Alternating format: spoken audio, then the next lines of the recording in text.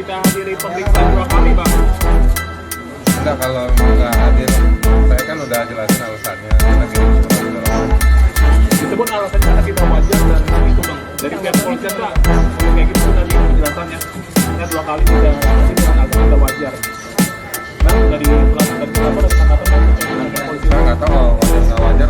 Saya mah surat baik-baik. Di surat dari pemanggilan pertama saya nyampein surat bahwa di atas tanggal 4. Aduh, saya udah. Iya. Pagi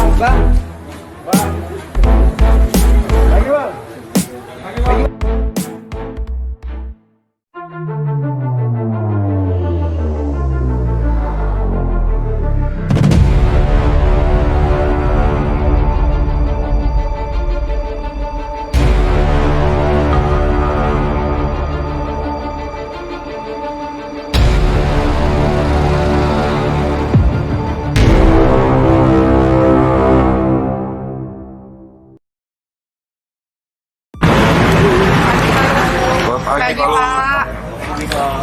Pak tadi kan mengenai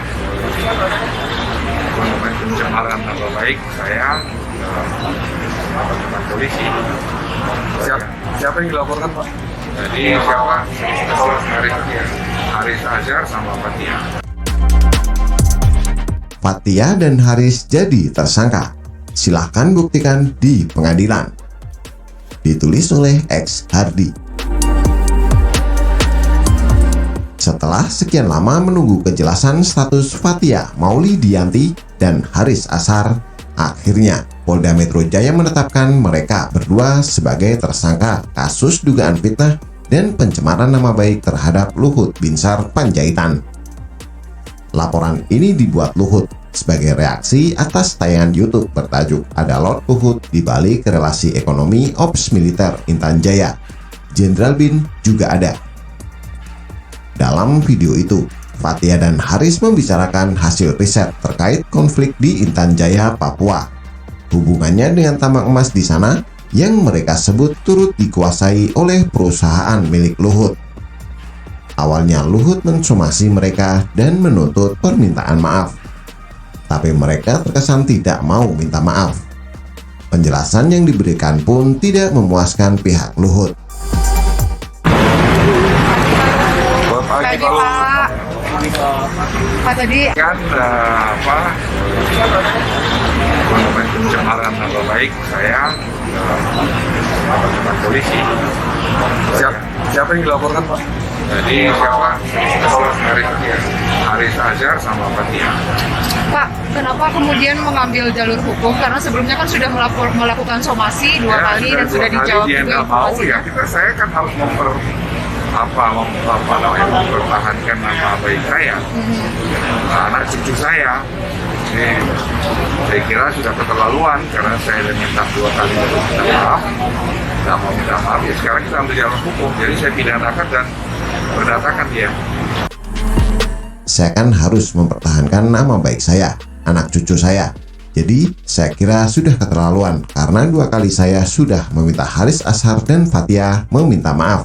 Nggak mau minta maaf. Sekarang kita ambil jalur hukum. Jadi saya pidanakan dan perdatakan, kata Luhut. Saya sudah minta bukti-bukti, tidak ada. Dia bilang riset tidak ada.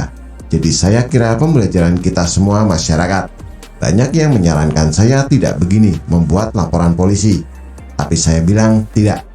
Saya mau menunjukkan kepada publik supaya manusia-manusia itu yang merasa publik figur itu menahan diri untuk memberikan statement-statement tidak bertanggung jawab, katanya.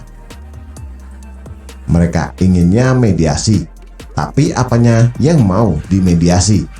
Logikanya simpel saja. Kalau mereka salah, wajib minta maaf. Kalau tidak mau minta maaf, berarti ada kemungkinan mereka punya bukti dan siap bertarung di pengadilan.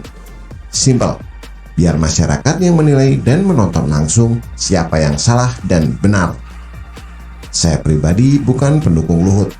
Apalagi sejak Luhut bicara soal penundaan pemilu. Saya jadi berpikir ada apa di balik semua ini. Tapi kalau soal Fathia dan Haris, saya rasa 2 orang ini sudah cukup keterlaluan. Pemikiran saya seperti ini. Kalau seorang dituduh dengan sebuah isu, kalau dia merasa tidak bersalah, dia pasti akan melawan fitnah tersebut.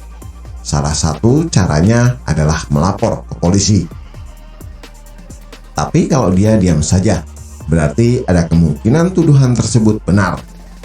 Dia tidak mau melapor, bisa jadi karena takut kebenaran tersebut terbongkar di pengadilan. Meski tidak semuanya seperti itu, tapi sebagian besar pasti begitu. Seorang publik figur pasti tidak mau citra dirinya rusak, apalagi karena fitnah.